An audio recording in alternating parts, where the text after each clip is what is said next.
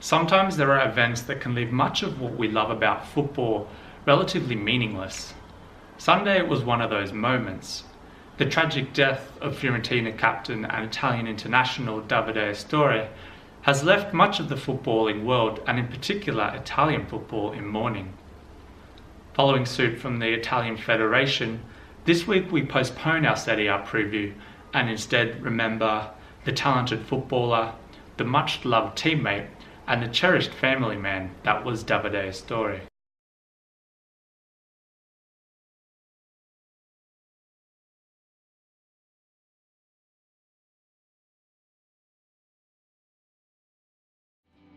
Hello, I am your host Nicholas Carroll, ready to take you through the weekend's most intriguing fantasy fixtures across the Premier League and La Liga. We start over in England's top flight, with Saturday's early game providing an interesting top three encounter between Manchester United and Liverpool. United only just scraped through with back-to-back Premier League wins last weekend, fighting back from 2-0 down against Crystal Palace to come out as 3-2 victors. The comeback started from an unlikely source in centre-back Chris Smalling, after which Romelu Lukaku grabbed the equaliser, his fourth in the last three domestic fixtures. It was another unexpected scorer who grabbed the winner in stunning fashion, Nemanja Matic volleying in for his first of the season. United, while buoyed by their comeback, remain unconvincing, which will only add to the confidence of Liverpool, who have won 4 of their last 5 league matches and have the added motivation that a win would see them jump the home side into second position.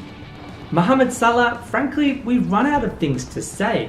At 17% ownership, if he's not already in your team, you need to ask serious questions as to why. Another week saw another goal for the Egyptian, making it 6 goals from his last 5 league matches and 24 for the season.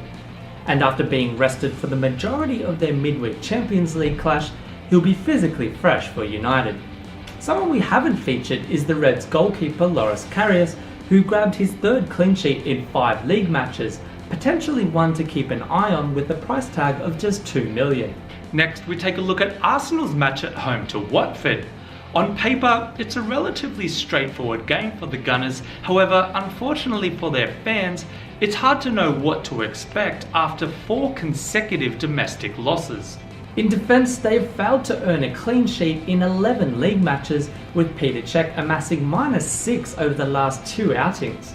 While in attack, just 1 goal in 3 league matches leaves a lot to be desired, their only goal against Brighton coming from new recruit Pierre-Emerick Aubameyang. Meanwhile, Watford have put together 2 consecutive wins consisting of 2 clean sheets.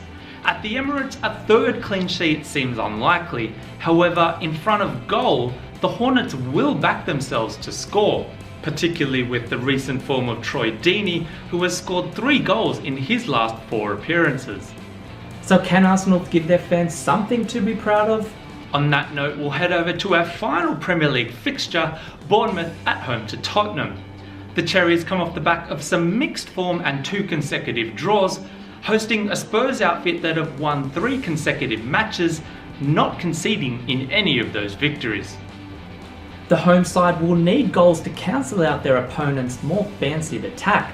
Unfortunately though, their top goalscorer Callum Wilson has failed to hit the net in 4 matches, with Joshua King grabbing the only goal in a 1-1 draw with Leicester City.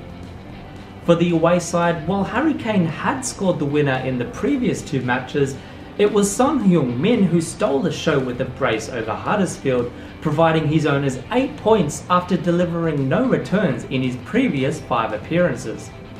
With their defence in such form, you'd expect the Spurs make it 4 in a row during their travels to the south coast. Over in La Liga, Sevilla dug themselves out of an early year form slump and have now won 4 of their last 5 league matches ahead of their clash against 4th place Valencia. The team has often left a lot to be desired in defence, however grabbed 2 consecutive clean sheets last week, providing Sergio Rico with 14 points, the majority of his EFL season total.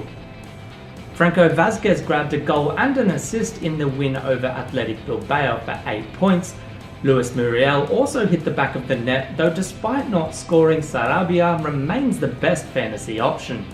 Valencia have also won 4 of the last 5 in La Liga, with last week's 2-0 win over Real Betis remarkably their first clean sheet in 15 matches. Jeffrey Kondogbia was a prominent figure last week with a goal and an assist across the 2 matches for 2 4-point returns, doing his best to convince the club to purchase him outright.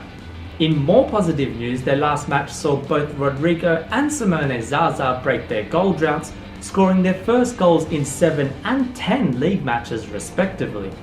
That's it from me, though if you're after more fantasy football discussions, be sure to tune in to the Euro Fantasy League podcast featuring Jamie McLean and Dave Fenwick. Links are in the descriptions below. Or for all your other football and fantasy news, head over to eurofantasyleague.com. Otherwise, until next time, good luck with your teams.